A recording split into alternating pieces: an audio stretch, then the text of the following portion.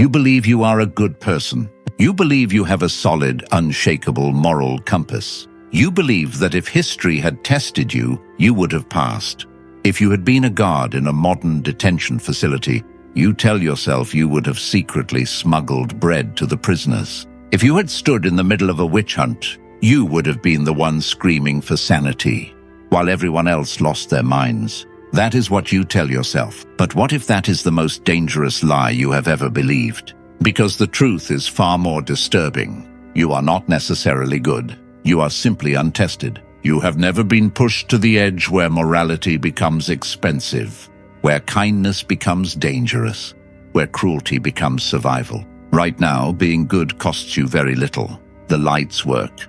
The police answer the phone. Your stomach is full. Society holds the walls together for you, but strip all of that away. Remove the rules. Give you anonymity. Give you a uniform. Give you authority. Give you permission to hurt someone for the greater good. Then ask yourself a terrifying question. Who would be staring back at you? Today, we are opening a door most people spend their entire lives keeping locked. The darkest basement of the human psyche.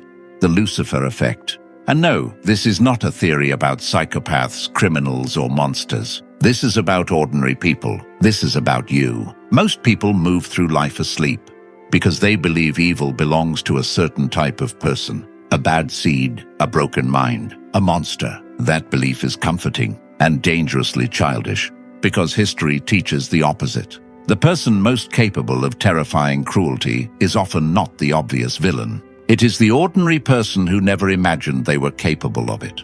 The loving father, the polite neighbor, the respectable employee, the person convinced they are morally superior. By the end of this video, you will never look at human nature the same way again. Not in history, not in the news, not even in yourself. Because we are about to expose the exact psychological triggers that can transform an ordinary human being into something unrecognizable in less than 72 hours. More importantly, I am going to show you the switch that makes it happen and how to shut it off before it ever controls you. Because here is the brutal truth. If you do not understand the darkness inside you, you are not a good person. You are simply a harmless one. And those are not the same thing. Stay with me, because what we are about to do is not just psychology, it is an exorcism. We begin with the first lie almost everyone believes. The fundamental attribution error. This is the psychological flaw that blinds you. When we see someone doing something terrible, a soldier committing a war crime, a looter smashing a window, a bully tormenting a child, we blame their disposition. We say that is a bad person. That is a rotten apple. It makes us feel safe. It puts a wall between us, the virtuous, and them, the deviants. But Philip Zimbardo, the architect of the Stanford prison experiment, shattered this illusion. He posed a terrifying question. What happens when you put good apples in a bad barrel? Does the apple cure the barrel? No, the barrel rots the apple. In 1971, Zimbardo took normal, healthy, intelligent college students. He screened them. No criminal history, no psychological issues. Average good boys. He flipped a coin. Heads, you're a guard. Tails, you're a prisoner. He put them in a basement. He gave the guards uniforms and sunglasses. He gave the prisoners numbers instead of names. He expected the experiment to last 2 weeks. He had to shut it down in 6 days. Why? Because the good boys had vanished. In their place were sadists, guards who forced prisoners to clean toilets with their bare hands, who stripped them naked, who put bags over their heads. And the prisoners, they didn't rebel. They broke. They became zombies. It took less than a week to erase a lifetime of moral teaching. Think about that. Decades of parents saying, be nice, share, don't hurt others. Gone, evaporated, overpowered by a uniform and a situation. The terrifying lesson of the Lucifer Effect is that character is not a rock. It is a liquid. It takes the shape of the container it is poured into. If the container is a church, you act like a saint. If the container is a war zone, you act like a demon. You might be thinking, not me. I have a strong mind. Do you? Or have you just spent your entire life in safe containers? You haven't been tested. You haven't been hungry. You haven't been sleep deprived. You haven't been told by an authority figure. that hurting someone is necessary for the greater good. Until you have stood in that fire and refused to burn, you do not know who you are. You only know who you are right now. This is the first step to true power, admitting that you are capable of anything. Alexander Solzhenitsyn, who survived the Soviet gulags, wrote the most profound sentence of the 20th century. The line separating good and evil passes not through states, nor between classes, nor between political parties either, but right through every human heart. It passes through yours. And if you don't watch that line, it moves. How does it happen? How do you turn a human being into a monster? You don't need magic. You don't need brainwashing. You need 3 ingredients: anonymity, dehumanization authority. Let's look at anonymity. In the Stanford experiment, the guards wore reflective sunglasses. Why? Because eye contact is the bridge of empathy. When I can't see your eyes and you can't see mine, the bridge collapses. I am no longer a person. I am a force. You are no longer a person. You are an object. The internet is the largest Stanford prison experiment in human history. Why do people type things online that they would never say at a dinner table? Because the screen is the reflective sunglasses. The avatar is the mask. Oscar Wilde said, "Man is least himself when he talks in his own person." Give him a mask and he will tell you the truth. The mask doesn't hide the monster. The mask liberates it. When you feel anonymous, your accountability dissolves. You enter a state called de-individuation. You are no longer John or Sarah. You are the party, the movement, the group. And groups do not have a conscience. Only individuals do. When you surrender your individuality to a crowd, you surrender your morality to the mob. Then comes dehumanization. This is the mental hack that allows you to harm without guilt. You cannot hurt a human being. It goes against your biology. We are wired for empathy. So before you hurt them, you must change what they are in your mind. You don't call them people. You call them rats, cockroaches, infidels, trash, enemies. You strip away their complexity. You reduce them to a label. Once they are a label, they are no longer human. And if they are not human, moral rules do not apply. Look at the language used in politics today. Look at the language used in corporate boardrooms. Human capital, resources, collateral damage. It is all designed to numb the sting of empathy. It is an anesthetic for the soul. And finally, the most dangerous ingredient, authority. Stanley Milgram showed us this. He told participants to shock a stranger in the next room every time they got a question wrong. The stranger screamed, begged for mercy, eventually went silent. The participants sweat. They trembled. They didn't want to do it. But there was a man in a white lab coat standing behind them, and the man didn't put a gun to their head. He didn't threaten them. He just said, "Please continue. The experiment requires that you continue." And 65% of people went all the way to 450 volts. A lethal dose. Why? Because we are trained from birth to obey the man in the coat, the teacher, the policeman, the boss. We outsource our conscience. We tell ourselves, "I am not responsible. I am just following orders. I'm just doing my job." That phrase, "I was just doing my job," has filled more graveyards than any disease in history. It is the mantra of passive evil. The bureaucrat who signs the paper that starves a village. The engineer who ignores the safety flaw to save the company money. They aren't evil. They are obedient. And in the wrong system, obedience is a deadly sin. You don't wake up one morning and decide to be evil. It is never a cliff jump. It is a slippery slope. It happens in increments. The Lucifer Effect is a seduction. It starts with a foot in the door. Imagine you are at work. Your boss asks you to do something slightly unethical, just a little lie on a report. You feel a twinge in your gut, but you rationalize it. It's no big deal. Everyone does it. I need this job. So you do it. You have just crossed a line. And the moment you cross it, you have to justify it to yourself to protect your ego. This is cognitive dissonance. Your brain cannot handle the conflict of "I am a good person and I did a bad thing." So it rewrites the narrative. It wasn't a bad thing. It was necessary. It was actually the right thing to do. Now your baseline has shifted. The next request is slightly worse, but you've already said yes to the first one. To say no now would be to admit you were wrong before. So you say yes again, step by step, compromise by compromise. You walk down into the abyss. and at each step you tell yourself you are still a good person. This is how corruption works. This is how affairs start. This is how atrocities happen. The guard in the prison didn't start by beating the prisoners. He started by speaking rudely to them. Then he pushed one. Then he struck one. Then he tortured one. Evil is a process. It is the accumulation of small silences. The times you didn't speak up, the times you looked away, the times you chose comfort over truth. Edmund Burke said, "The only thing necessary for the triumph of evil is for good men to do nothing." But it's worse than that. When you do nothing, you are not just a spectator. You are the soil in which the evil grows. Your silence is consent. Your passivity is permission. Ask yourself right now, where in your life are you sliding? What small lies are you telling? What small cruelties are you tolerating? You think they don't matter, but they are training your brain. They are desensitizing you. You are building the muscle memory of corruption. And when the big test comes, when the stakes are life and death, you will not rise to the occasion.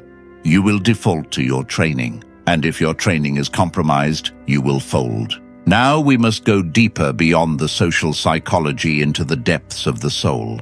Carl Jung, the Swiss psychiatrist, knew the Lucifer Effect before Zimbardo ever named it. He called it the shadow. We all have a persona, the mask we wear for the world, the polite, civilized, smiling face. But behind that mask is the shadow. Everything you deny about yourself, your aggression, your lust, your envy, your capacity for violence, you shove it down into the dark. You pretend it doesn't exist. You think that by denying your darkness, you are killing it. You are wrong. By denying it, you are feeding it. You are giving it autonomy. The shadow grows in the dark. It festers. And because you refuse to look at it, you don't recognize it when it takes over. This is why the nicest people are often the most dangerous when they snap. They have no relationship with their own aggression. They have no control over it. Jordan Peterson famously said, "You should be a monster." And then he added, "And then you should learn how to control it." The paradox of goodness is this. A rabbit is not virtuous because it doesn't eat the wolf. A rabbit is harmless. It has no choice. Virtue requires choice. Virtue is being a monster, having the claws, having the teeth, having the capacity for absolute destruction, and choosing to keep them sheathed. That is strength. That is morality. If you are good simply because you are weak, you are not good. You are just waiting for a strong man to give you a weapon. And the moment you get that power, your repressed shadow will erupt. We see this in the weak man who gets a promotion and becomes a tyrant. We see this in the quiet neighbor who joins a mob and burns down a building. They were never peaceful. They were just powerless. To escape the Lucifer effect, you must do the terrifying work of shadow integration. You must look in the mirror and see the God. You must admit, I could do that. I want to do that. There is a part of me that enjoys power, that enjoys inflicting pain. It is horrifying to admit. It makes you sick to your stomach. Good. That nausea is your safety mechanism. Once you see the capacity for darkness within you, you can stand guard against it. You can watch it. You can recognize the trigger when it happens. Ah, there is my shadow. There is my desire to hurt him because he insulted me. I see it, I acknowledge it, and I choose not to act on it. This is what Jung meant by wholeness. You cannot be whole unless you accept all of yourself. And you cannot be whole if you deny half of your existence. So is it hopeless? Are we all just sleeper agents waiting for the right trigger to turn us into monsters? No, Zimbardo didn't just study evil. He studied heroism. He found that just as there is a slippery slope to evil, there is a path to heroism. But it requires a different kind of thinking. It requires what he called the heroic imagination. Most people think heroes are special, chosen ones. This is another lie that keeps you passive. If heroes are special, then you don't have to be one. You're just normal. But real heroes are not special.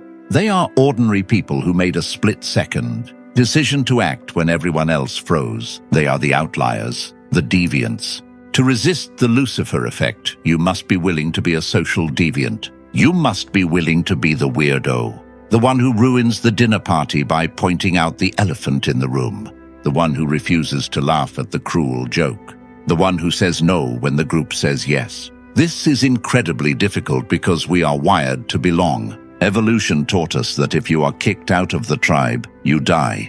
So social rejection feels like death. That is why it is so hard to stand up against a group. Your body screams danger.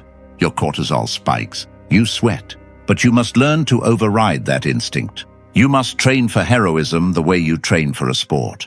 You don't wait for the burning building to decide if you are brave. You practice in the small moments, the daily heroism. When you hear gossip, do you join in or do you kill the conversation? When you see someone being bullied, do you scroll past or do you say something? When you make a mistake, do you cover it up or do you own it immediately? These are the reps. You are building the muscle of non-conformity. You are getting used to the discomfort of standing alone. And you need to understand the concept of the pause. The Lucifer Effect relies on speed. It relies on you reacting without thinking. The system pushes you. Do it now. Sign here. Hurry. Darkness thrives in urgency. The hero pauses. He steps back from the situation. He engages his frontal cortex. He asks, what is actually happening here? Why am I doing this? Does this align with who I claim to be?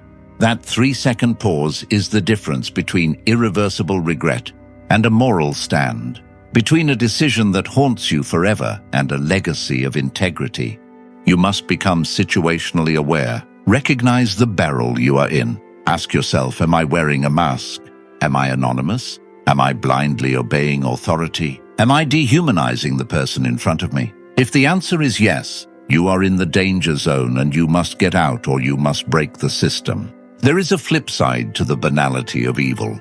Hannah Arendt coined that phrase to describe how ordinary, efficient, and painfully normal evil can look. But there is also the banality of heroism. Heroism doesn't look cinematic. It looks awkward. It looks lonely. It looks like trouble. When you refuse to conform, people won't applaud you. They will resent you because your integrity acts as a mirror to their compromise. When you stand up, you make them look bad for sitting down. So they will attack you. They will call you self-righteous, difficult, dramatic. They will try to cast you out. This is the price. You have to decide if you are willing to pay it. Most people would rather be liked than be good. They would rather be safe in the herd than free in the wilderness.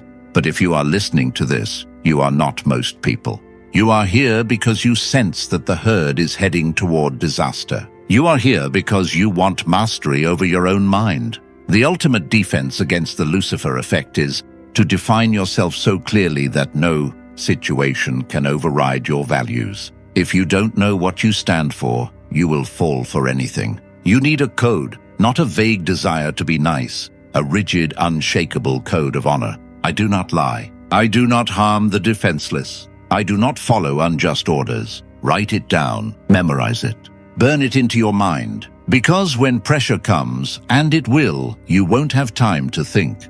You will only have your code. Look at history. The people who saved others during genocides. The people who hid the hunted, they weren't richer. They weren't more educated. They just had a line they refused to cross. They said, this is who I am and I will not violate my soul for your system. They preserved their humanity in hell, and because of them we know it is possible. You have that potential. But you also have the potential to be the guard, the torturer, the bystander. Never forget that. Hold both truths in your hands. I am a monster and I am a hero. The battle between them is fought every single day, in every email, in every interaction, in every choice. It is not fought on a battlefield. It is fought in the silence of your own mind. So why do good people turn dark? Because they don't know they can. Because they are sleepwalking through a minefield. Because they trust the system more than they trust their own conscience. But now you are awake. You have the knowledge that was discovered in that basement. You have the map of the minefield. You know that the uniform is a lie. You know that authority can be wrong. You know that the shadow is waiting. This knowledge is a burden. It means you no longer have the excuse of ignorance. If you act cruelly now, it is a choice. If you follow the crowd now, it is a choice. But it is also a liberation because it means you are no longer a puppet of your environment. You are the architect of your character. The next time you feel the pull of the crowd, the next time you feel the seduction of power, the next time you feel anger rising against an enemy, remember the basement, remember the mask and take it off. Step out of the line. Be the glitch in the machinery of darkness, because one single person refusing to conform can break the spell for everyone else. Subscribe if you haven't.